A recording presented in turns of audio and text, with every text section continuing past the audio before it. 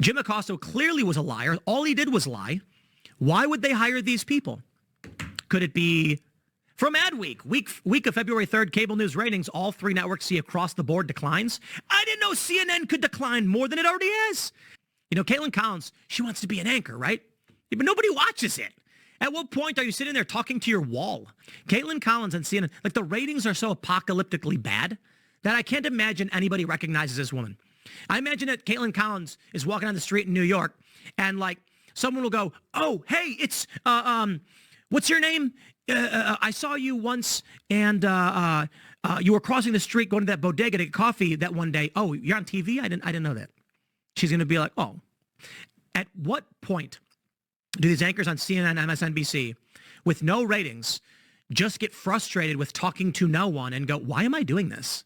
It's hilarious to watch establishment media types and Democrats try to defend this with sad stories about canceling kids programming on PBS or all of the heartfelt slice of life stories on NPR. But the only reason that tactic might carry some water with people is that no one watches or listens to those outlets enough to understand just how far left they've gone, which is saying something because they weren't beacons of objectivity to begin with.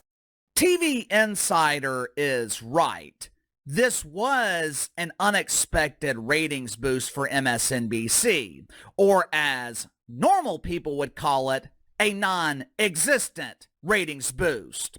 Once again, the media is giving us a partial truth, or as we call it here on the channel, the shit sandwich. When analyzing ratings, you don't compare to the previous week, you compare ratings to the previous year. And in that case, it is abundantly clear that MSNBC is still struggling to draw flies to a fresh turd. Daytime ratings at Fox News are dominating primetime ratings at the other two polished turds. The question is, why? How is this possible? To make matters worse for MSNBC, Lawrence O'Donnell, he is now asking for a raise. Yeah. Larry O'Connell is demanding that MSNBC pay him $25 million a year, and he wants to work significantly less.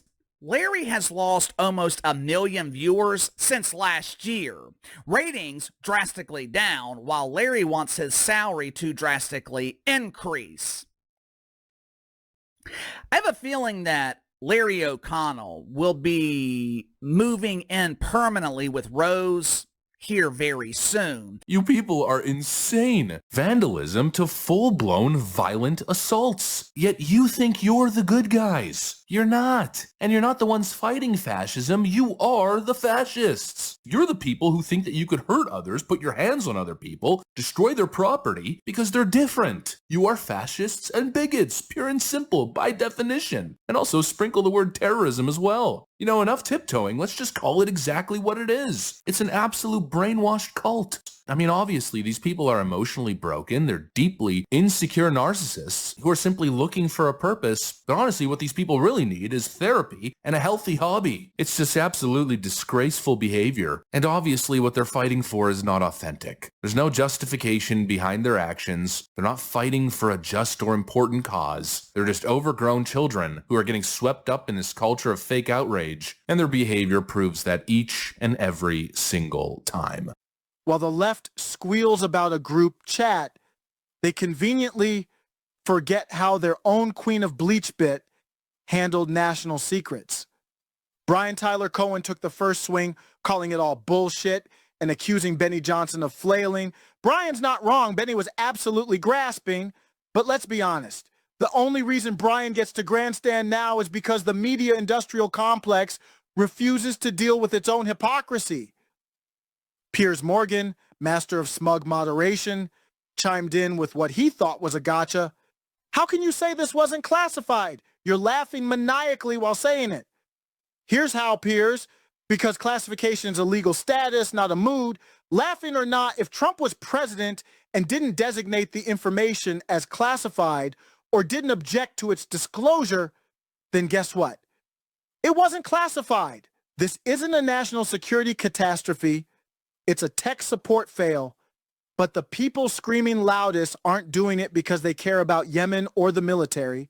They're doing it because they hate executive authority when it isn't in their hands. The scale of it is absolutely wild. We're talking millions, not hundreds, not thousands, millions of social security numbers being handed out like candy to non-citizens. In 2021, 270,000 social security numbers were issued to non-citizens. By 2024, that increased to 2.1 million. Let that sink in for a second. That's nearly a tenfold increase in 3 years. According to this presentation, those social security numbers were used as a gateway for everything. Government benefits, healthcare, voter registration. Yes, actual illegal votes by non-citizens that they supposedly tracked down and have now referred to the Department of Justice. So basically they set up this incentive structure to offer illegal migrants benefits and all of these perks with the hopes that they could eventually naturalize them, have them vote Democrat for the rest of their existence in the country, essentially establishing single-party rule. But if a fraction of what they're alleging here is correct, holy frickin' moly, things are about to get real spicy once these official reports start to drop. You know, this is probably why they've mobilized their leftist minions across the country to attack Elon Musk. He may be on to the biggest corruption scandal in modern American history. And at this point, it's not even about politics anymore. It's not about government deficiency. At this point, it's about saving the republic. There's a study out of the Intercollegiate Studies Institute some years ago now that gave students a basic civics test. And it discovered that graduating seniors did better on the civics test. Graduating seniors did worse on the civics test than incoming freshmen. In other words, the students got dumber while they were at the university, and they paid hundreds of thousands of dollars for the privilege. How many students today graduate from college better behaved than they came in? Does a 4-year co-ed festival of booze and fornication make one more or less virtuous? What do you think? Does a degree from Yale today make one more or less likely to know the difference between a man and a woman?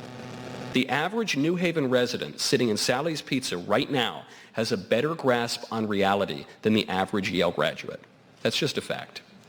The average New Haven resident may not have read the phenomenology of spirit in the original German, but unlike the average Yalie, the average New Haven resident knows what a woman is. The average voter, unlike the average Ivy League graduate, knows that the party that tries to imprison its political opponents and kick him off the ballot box and justify his murder, they know that that party is the real threat to democracy. Most voters, unlike most Ivy League graduates today, have common sense. Donald Trump, he just pisses people off in Canada. It's like, F*** you. We are not going to be the 51st state. No, thank you, Donald Trump. No, thank you. It's like, shut up, Canada. Nobody's asking you to be the 51st state. That's going to be Greenland. You're going to be the 52nd state. Wait your turn. Wait your turn. President Trump this week just did an executive order saying that boys can no longer play in girls' sports. That's it. That's it. Ladies, isn't it ironic that the biggest protector of women turned out to be the pussy grabber? Huh? Maybe the guy who grabs it knows how to protect it the best. Think about that? Think about that? You know, replacing Joe Biden with Kamala Harris is like changing your shirt because you shit your pants. You didn't fix anything. I still can smell you.